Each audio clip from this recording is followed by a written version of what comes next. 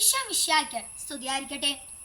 ആധുനിക ലോകത്തിലെ ഏറ്റവും വലിയ വിശുദ്ധയും മിഷനറിമാരുടെ മധ്യസ്ഥയുമായ കൊച്ചു ത്രേസ്യയുടെ തിരുനാളിനായി നമ്മൾ ഒരുങ്ങുമ്പോൾ കൊച്ചു ത്രേസ്യ സ്വർഗത്തിൽ എത്തിച്ചേരാനായി കണ്ടുപിടിച്ച ഒരു കുറുക്ക് വഴി ഞാൻ നിങ്ങളെ ഇന്ന് പരിചയപ്പെടുത്താം.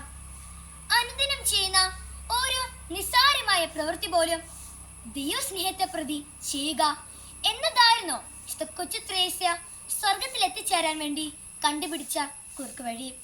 വചനത്തിൽ നാം വായിക്കുന്നുണ്ട്, സൃഷ്ടികർമ്മം കഴിഞ്ഞ് ദൈവം പറഞ്ഞു, താൻ സൃഷ്ടിച്ചവയെല്ലാം വളരെ നന്നായിരിക്കുന്നു. ഉൽപ്പത്തി 1:31.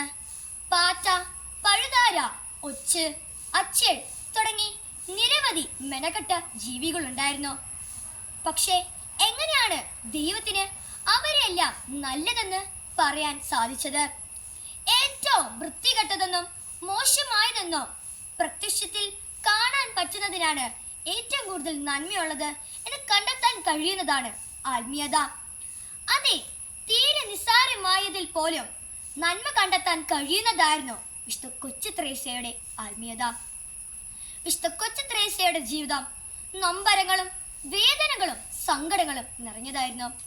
കുഞ്ഞുനാളിലെ സ്വന്തം അമ്മയുടെ മരണം അവളെ വളരെയേറെ തളർത്തി. 15-ാം വയസ്സിൽ കർമ്മല മഠത്തിൽ ചേരാനായി പല തടസ്സങ്ങളും അവൾക്ക് അഭിമുഖീകരിക്കേണ്ടതായി വന്നു. പക്ഷേ പ്രതീക്ഷിച്ചതുപോലെ അല്ലായിരുന്നു കർമ്മല മഠത്തിലെ ജീവിതം.